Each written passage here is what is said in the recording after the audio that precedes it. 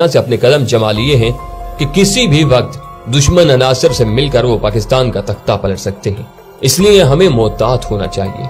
आपके इल्म में है कि चनाब नगर साबका रबवा जिस जगह आबाद है, उस जगह का पुराना नाम चक ढगियां था। तकसीम हिंद के वक्त उस वक्त का कादियानी खलीफा जब कादियान से सिखों के डर से भागकर पाकिस्तान आ गया, जिसे ये कादियान दारुल अमान कहते थे, तो सर जफरुल्लाह खान की कोशिश से उस जगह कादियानी जमात के लिए बुनियादी तौर पर 12,000 रुपए के इवज 1034 एकड़ जमीन की लीज मोरखा 11 जून 1948 को पास की गई थी। उस वक्त उस जगह का नाम रबवा रखा गया।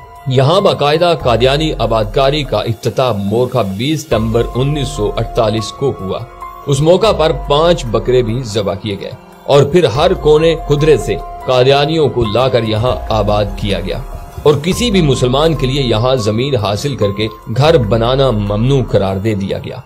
यूं यहाँ रियासत के अंदर एक रियासत बनाई गई। इस वक्त चनाब नगर शहर का आबाद रकबा तकरीबन 24 मुरब्बा किलोमीटर है। क्या आप जानते हैं कि उस जमीन की लीज सन 2047 में खत्म हो जाएगी? जी हाँ, कादियानियों के नाम दी गई लीज 99 साल के लिए थी और कादियानी जानते हैं कि मुसलमानान पाकिस्तान इस लीज की तजदीद कभी नहीं होने देंगे। कादियानियों को भी इस बात का एहसास है कि क्या होगा, इसलिए कादियानियों ने इस खतरे को भांपते हुए चनाब नगर से सरगोदा की तरफ की जमीन मुंह मांगी कीमत पर खरीदनी शुरू कर दी है कि अगर चनाब नगर की जमीन की लीज मनसूख हो तो हमारे पास अपनी जाती मलकीती जमीन उसके मुतबादल के तौर पर मौजूद हो।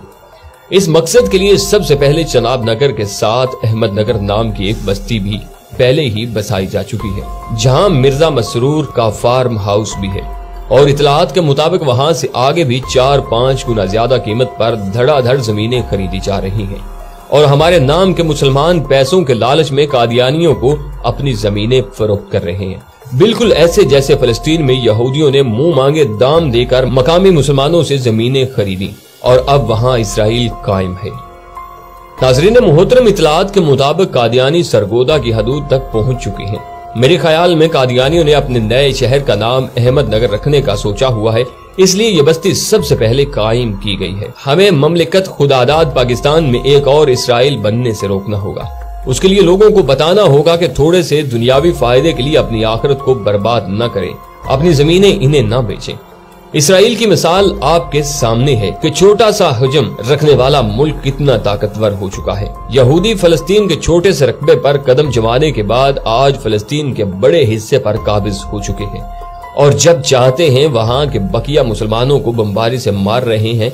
फलस्तीनियों की नस्ल कशी के पीछे उनका मकसद ये है कि वहां के तमाम मुसलमान खत्म हो जाएं और सारी जमीन यहूदियों को मिल जाए। नाज़रीन मोहतरम, मेरे ख्याल में यही फार्मूला पाकिस्तान के लिए अपनाया गया है। कादियानियों को पाकिस्तान में जमीन खरीदने के लिए पाकिस्तान मुखालिफ ममालिक भारी मुआवजा दे रहे हैं, क्योंकि पाकिस्तान को सरहदों पर अटैक करके नहीं तोड़ा जा सकता। लिहाजा मुसलमानों की तारीख देखते हुए इन्हें अंदर से तोड़ने का फार्मूला अपनाया जाता है, क्योंकि मुसलमानों को जब भी शिकस्त हुई तो इनके अंदर छुपे गद्दारों की वजह से हुई।